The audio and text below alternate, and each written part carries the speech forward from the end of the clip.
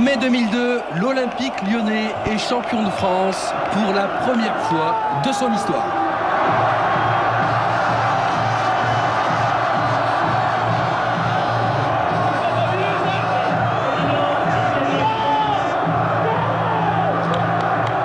Grégory Coupé, Jean-Michel Aulas, c'est tous les joueurs au balcon de l'hôtel de ville. Il est 1h du matin, Lyon chavire de bonheur. Une ambiance digne d'un certain 12 juillet 1998. On va voir le film de la soirée d'hier, la soirée du sacre. Oui, on a coupé la parole à Romain Delbello qu'on retrouvera à la fin de ce document, un document de 26 minutes préparé par la rédaction de Téléfoot. Le titre, comme si vous y étiez, Philippe Pouy, Pierre-Emmanuel Chinardet, c'est parti. Ambiance brésilienne, il est 18h environ. La pression monte doucement sur la pelouse du stade Gerland, théâtre de cette finale inédite entre Lyon et Lens. Gervais Martel, le président lensois, est décontracté à son arrivée au stade, tout comme son homologue lyonnais Jean-Michel Aulas qui arrive lui quelques minutes plus tard. Ambiance beaucoup plus électrique en revanche, place Bellecour en plein cœur de Lyon. Ils sont près de 2000 à se masser autour de l'écran géant, paré pour ce titre qui leur tend les bras. Atmosphère festive également à Lens. Le bar aux amis lensois est en effervescence. Une sorte de COP est improvisée. On est prêt pour la grande soirée. Sur la pelouse, les deux entraîneurs, Joël Muller et Jacques Santini, croisent leurs routes et leurs impressions. À quelques minutes du coup d'envoi, Grégory Coupé, lui, est déjà dans son match. Mais il n'a pas oublié son ancien coéquipier, Caveglia. El Hadji Diouf, l'attaquant lensois, fait les 100 pas devant le but, comme pour évacuer une tension qui ne cesse de croître à l'approche de la rencontre. Les derniers mots de Sonny Anderson, le capitaine lyonnais, à ses coéquipiers, qui ont l'occasion ce soir d'être sacrés pour la première fois de leur histoire. Jean-Guy Valem donne lui les dernières consignes de sa carrière. Le capitaine des 100 et or quittera les pelouses à l'issue de la rencontre. Dans les tribunes, les copes lyonnais et lensois donnent déjà de la voix. Pour les supporters, le match a déjà débuté. Dans les vestiaires, dernier préparatif pour Joël Muller qui veut éviter un nouvel échec lors de la dernière journée, comme il y a 2 ans avec Metz. Derniers encouragements dans le tunnel qui mène à la pelouse de la famille pour Sonny Anderson avant de pénétrer dans l'arène. Le capitaine rhodanien entrera sur la pelouse aux côtés de ses enfants. De son côté, Guillaume Varmus plaisante une dernière fois avec Gilles Vessière, l'arbitre de la rencontre. Un Gilles Vessière très concentré. L'enjeu de ce Lyon-Lens est énorme. Ce dernier baiser sur le ballon le prouve. Ils sont 44 000 massés dans ce stade Gerland, dont 2 000 lensois, prêts pour cette grande finale. Et ce dénouement inédit depuis le début du championnat de France. 20h, petite pluie fine sur Lyon. Grégory Coupé est confiant et souriant. Les nordistes savent que la pression va être énorme et pour eux, il sera important de tenir le plus longtemps possible. À Lens, Joël Muller a décidé d'aligner Bach malgré sa blessure au pouce. Côté lyonnais, Carrière, lui, est sur le banc de touche. D'entrée, grosse pression des joueurs de Jacques Santini. 8e minute, touche effectuée par Bréchet. Linares avec l'Aigle. Govou à 30 mètres, il réussit à effacer Koulibaly. Frappe de Govou et ouverture du score 1-0. 10e but de Sidney Govou. Et il est important celui-ci puisqu'il donne pour le moment le titre de champion de France à Lyon. Délire dans les tribunes de Gerland. À Lens, les visages se ferment. Dans le bar Les Amis de Bollaert, c'est la consternation.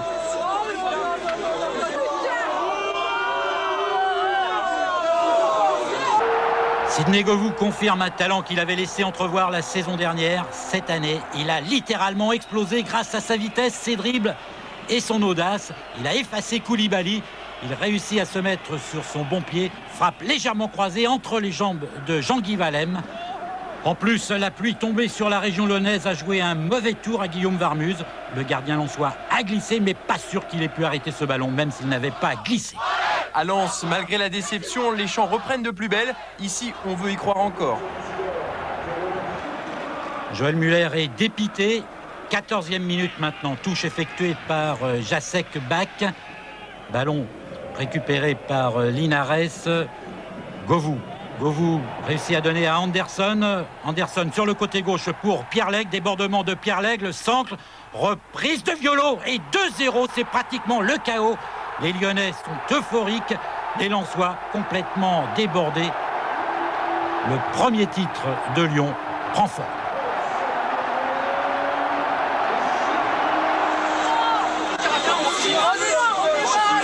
Nouvelle désillusion pour les supporters à Lens, qui voient cette fois s'enfuir le titre un peu plus.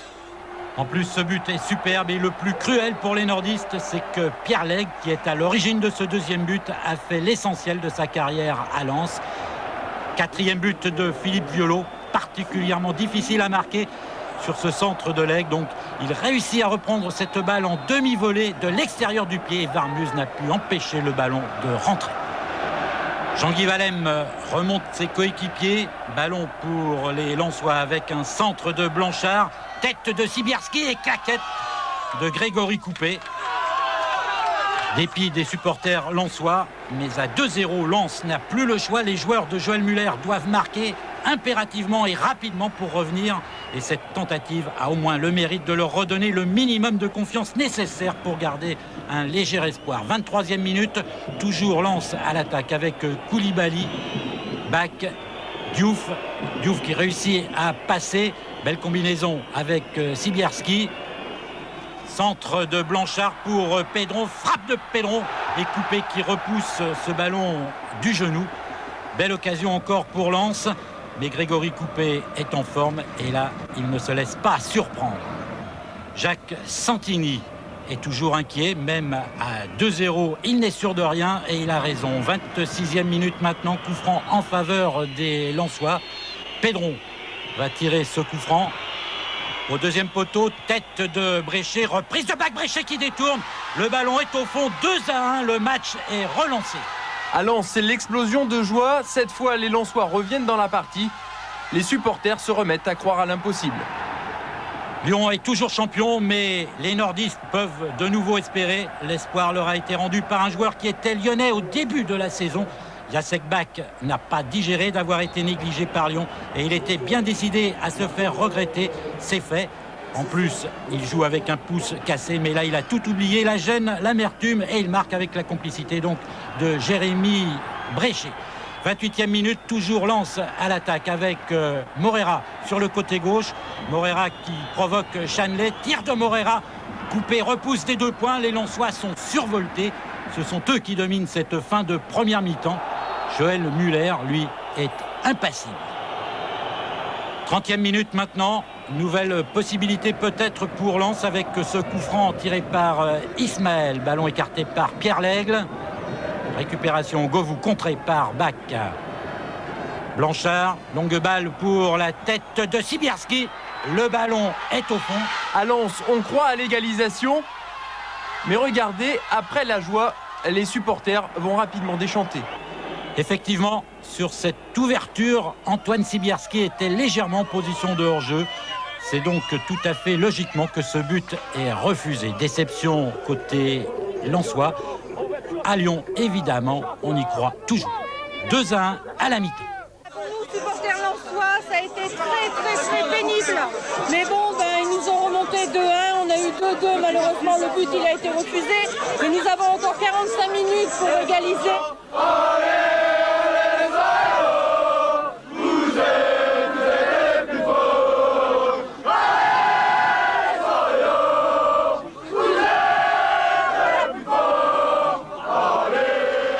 À Gerland, l'ambiance est tout à fait différente.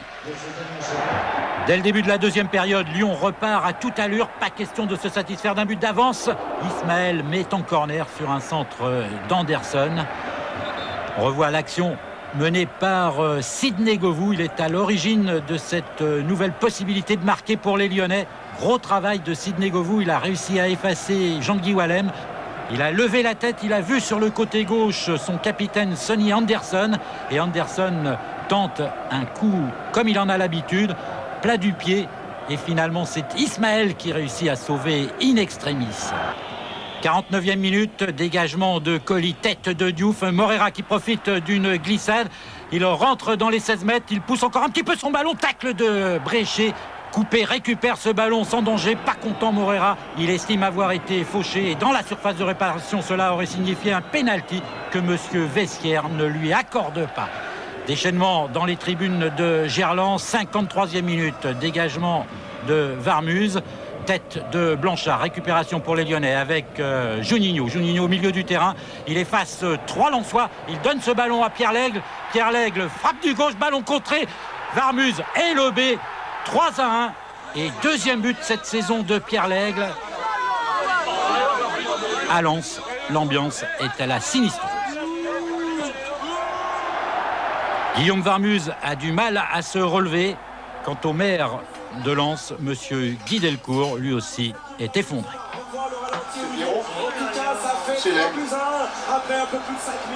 Malchance de Jean-Guy Wallem sur cette action. Il a touché le ballon de Pierre Lègle et c'est ce qui trompe Guillaume Varmuz. Pierre Lègle redonne de l'air aux Lyonnais. 2 buts d'avance, c'est l'homme du match. Jean-Guy Wallem, effectivement, s'en veut. Il sait que le titre s'éloigne pour les Lensois. Jacques Santini profite de l'occasion pour faire rentrer Éric Carrière à la place de Juninho, l'homme qui a amené ce 3e but capital. Carrière remplaçant pour cette rencontre. C'est aussi l'une des explications de la réussite lyonnaise. Jacques Santini dispose d'un effectif riche et il s'en sert remarquablement bien. 77e minute, coup franc pour Lyon, combinaison, frappe d'Anderson, bien arrêté par Guillaume Varmuz. Le temps passe, les occasions sont lyonnaises malgré le forcing des Lensois. Govou sort à son tour, c'est lui l'auteur du premier but. Entrée en jeu maintenant de Christophe Delmotte, l'autre ancien Lensois de cette équipe de Lyon. Mais évidemment, pas question de faire de sentiments. Delmotte, lui aussi, tient à ce que ce titre soit lyonnais. 88e minute, ballon récupéré par Jean-Guy Wallem. Longue balle devant pour Sibierski. Un petit contrôle, une frappe enchaînée et un arrêt encore de Grégory Coupé. C'était bien tenté de la part d'Antoine Sibierski. Malheureusement, ce deuxième but qui aurait pu relancer cette équipe de Lens ne viendra pas. Et au contraire, la dernière action de cette rencontre sera pour Lyon et pour Sonny Anderson. Un tir qui frôle le montant des buts de Guillaume Varmuz. Pas de 4e but donc pour Lyon, mais la trajectoire des joueurs de Jacques Santini au cours de ce championnat a été remarquable. Ils n'ont été leaders qu'une fois lors de la 9e journée. Cette fois, ils le seront une 2e fois et ce sera la bonne. C'est évidemment la joie sur le banc. Sorti maintenant de Sonny Anderson, il est remplacé par Florent Laville, tout un symbole pour ce joueur formé au club. Anderson, lui, c'est la star de cette équipe lyonnaise. Dernière seconde maintenant, tout le monde attend la délivrance. 21h55, Sonny Anderson explose, c'est la libération. L'arbitre vient de siffler la fin de la rencontre. Lyon est champion de France pour la première fois de son histoire. Jean-Michel Aulas, le président de l'OL, laisse échapper une larme. Il a réussi son formidable pari, mener Lyon au titre de champion. La joie est collective et intense. Pierre Lègle, Juninho et les autres rendent hommage à leurs supporters aux 4 coins du stade, venus fêter avec eux cette grande victoire. Oh putain, quel merdier!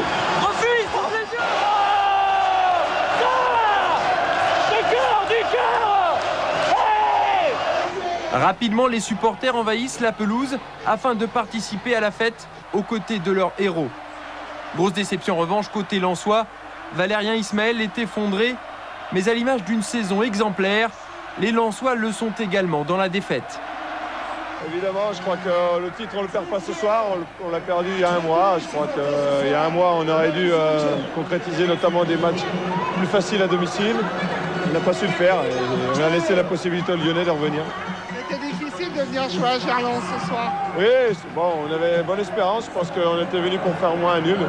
Mais bon, Lyon est vraiment bien rentré dans la partie, ils ont marqué rapidement. Et puis on a vu qu'on n'était pas dans un grand soir. Et puis là, c'est comme ça, et ils méritent leur titre. Un scénario idéal, je crois que ce soir, on peut tirer un grand coup de chapeau à tout ce qui a été fait et au staff, tout ça depuis 2 ans, c'est énorme. Je crois que personne ne nous attendait ce soir. On l'a fait, c'est très fort. Pour ma part, je ne réalise pas vraiment ce qui se passe. Il y a une liesse populaire, c'est incroyable. Je pense que ce sera la fête sur Lyon pendant quelques jours. On va savourer ce moment-là parce que c'est vrai que c'est des moments rares. Donc il faut pouvoir les apprécier à sa juste valeur. Pierre Lègle, l'un des meilleurs Lyonnais, et Joël Batz se congratulent avant d'entamer avec l'ensemble de Gerland l'hymne des champions.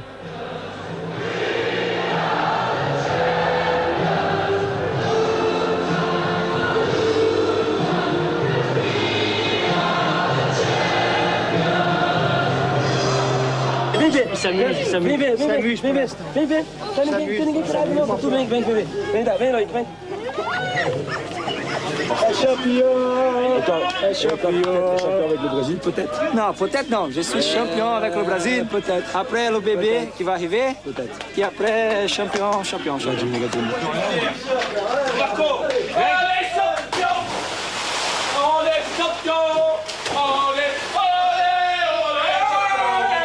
Mettre le temps en suspens parce que là c'est vraiment de la folie.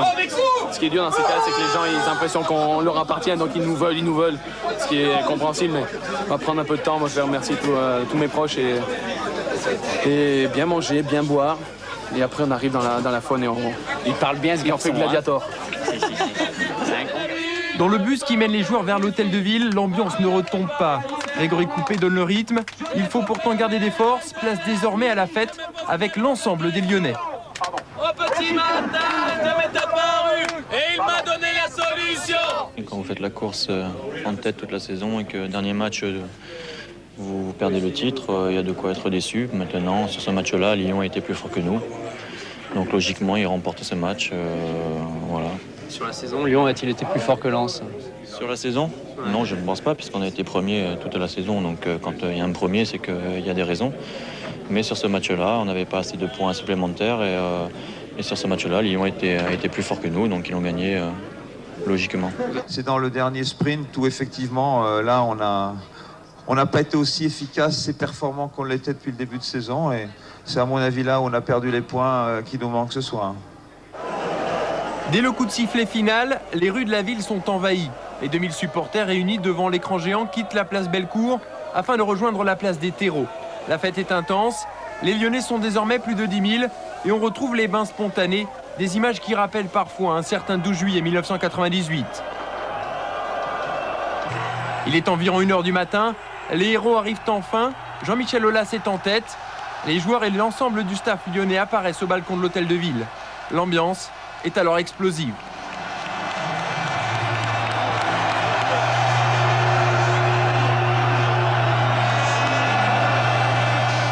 L'ensemble des joueurs salue leurs supporters et Grégory Coupé, lui, s'improvise en meneur de troupe.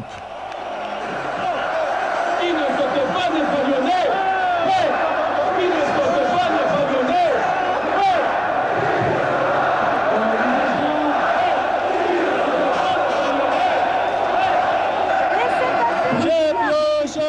Edmilson, blessé, n'a pas participé à la rencontre, mais il savoure lui aussi ce premier titre de champion à sa manière, avec le drapeau brésilien.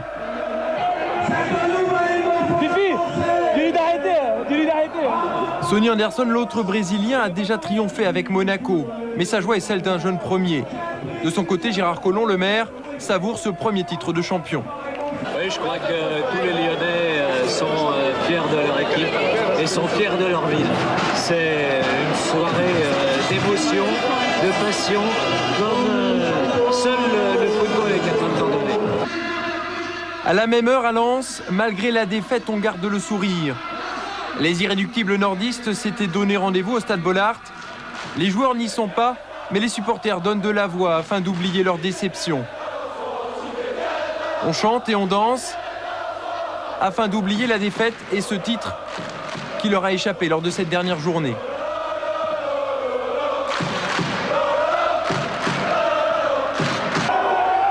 Dans les rues de la ville, même paradoxe, on croirait un soir de victoire et pourtant, la tristesse pour les supporters est bien réelle. C'est pas normal que ce soit les champions. Puis dans 11e journée, les champions, c'est pas eux les champions. On était les meilleurs, mais on a loupé un match. On a gagné. On va arrêter de temps avec les champions. On vous donne rendez-vous l'année prochaine. À Lyon, Sonny Anderson fête le titre en famille. Un titre que Sidney Govou apprécie lui à sa juste valeur. C'est beau, ma première saison professionnelle, une Coupe de la Ligue, la deuxième champion de France. J'espère que ça va continuer. Alors, la troisième, qu'est-ce qu'il faudrait là? Je dirais rien pour l'instant, on va savourer ce qui se passe en ce moment et on verra bien pour la suite. Bon, la nuit va être longue. Très longue. Cette nuit a en effet été très longue pour les Lyonnais. La fête se poursuivra tard dans la nuit à bord d'une péniche avec au programme samba et ambiance brésilienne. D'abord réticent, Sonny Anderson, le plus brésilien des Lyonnais, montre l'exemple. En bon capitaine, il exécute quelques pas de danse avant d'être imité quelques minutes plus tard par son président Jean-Michel Aulas.